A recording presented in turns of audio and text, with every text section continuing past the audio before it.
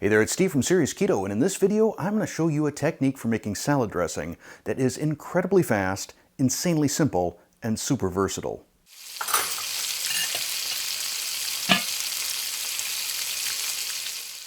One of the common misconceptions I find there is about keto is that we don't eat carbs. We do in fact eat carbs. We just don't eat like sugar and breads and stuff. But I probably eat more vegetables since going keto than I did pre-keto. And pretty much with every dinner, I have a plate of leafy greens.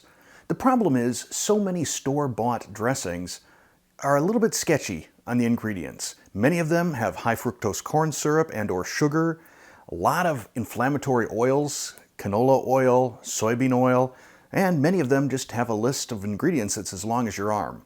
The technique I'm about to show you comes from Jacques Pepin, and he actually learned this technique from his mother. I'll be using heavy whipping cream and vinegar. That basically forms the base for our dressing. From there, we can do whatever we want. I think you're going to be amazed at just how simple and versatile this technique is. We'll start with 1/2 cup, or about 120 ml, of heavy whipping cream, which we will add to a small mixing bowl. Then we want to whisk this until it starts to get frothy. That only takes about 10 to 15 seconds. And normally I would time-lapse this just to show you that it only takes 10 to 15 seconds, but I want you to see it happen in real time. Next, we'll add a little ground black pepper or mixed pepper blend, a little bit of salt, and then vinegar. I'm going to use white wine vinegar. You can really use whatever you want, whatever flavor you prefer. Red wine vinegar, champagne vinegar, sherry vinegar. You probably use apple cider vinegar. And then we'll whisk it again for about 10 to 15 seconds. And you'll see that it's already thickening up. You'll also see that I'm a little bit sloppy when it comes to whisking. Anyhow, you can see those trails on the bottom of the bowl. It's getting nice and thick. I'll show you the combination of smooth and creamy of this dressing. Watch this as I drag my finger across the spoon. Leaves a great trail. That's what we're looking for. And now, I'm going to give it a taste.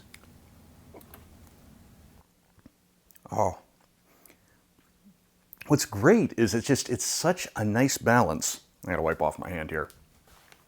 It has a very light mouthfeel.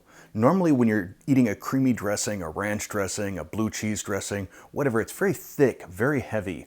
This is it's a very light, pleasant flavor. And just this base version would be great on a salad if you really want to taste everything that's on the salad and not mask it with any other flavors. But that would make for a pretty short video. So we're going to doctor this up. To that same base dressing, I'm going to add some freshly grated Parmesan cheese, some coarse black pepper. I set my pepper mill to a coarser grind here. And then I'll whisk this in. Once again, give it a taste.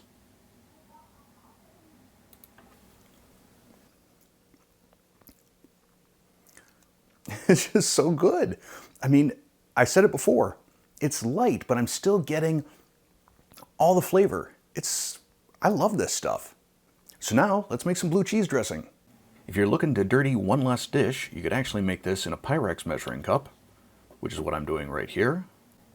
And I will use my mini pogo whisk to froth this up. This time I am going to time-lapse it though. I'll finish it with my other ingredients, the salt, the pepper, the vinegar, and I'll whisk it some more. This time without the time lapse because it really just doesn't take that long. Next I'll add about 1/4 cup of blue cheese crumbles. And then I'll discover that the pogo whisk is not the ideal tool for mixing this. So I'm going to use my immersion blender. This will not only mix it, but it will also thicken it up as it busts up some of those chunks of blue cheese. I do still want some chunks in there, so I'm not going to blend it completely smooth.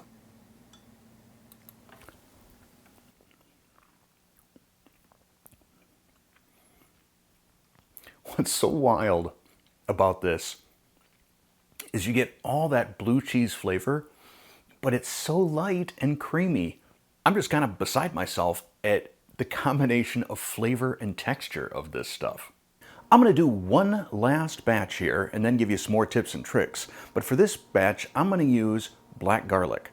Now, if you've never tried this stuff, and I've got a recipe for black garlic mayo, I'll link to it up there. If you've never tried this, this stuff is amazing. Now, if you're doing strict keto, this is probably going to be a little bit carby for you, but the flavor is absolutely amazing. Again, I have the base dressing, and I'm using a garlic press to press 2 bulbs of black garlic into my dressing. Be aware this stuff is a little bit sticky. So it might stick to your fingers, it might stick to the garlic press, and it will require a little bit more time to whisk together. But it's time well spent. And now, for the final tasting.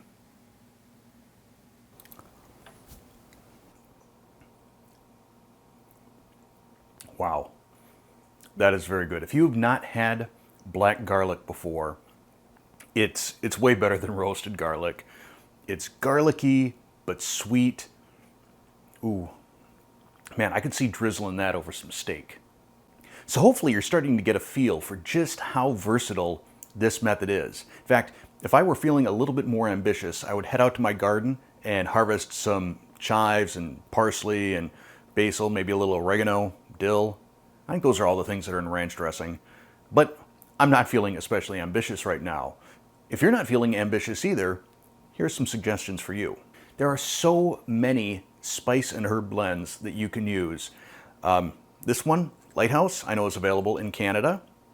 I've used the Penzeys Buttermilk Ranch as well. I find about 1/4 teaspoon is the right amount on this because the flavor really intensifies the longer it sits in the fridge. It's not going to seem strong enough initially, but trust me, if it sits overnight in the fridge, it's going to be plenty powerful.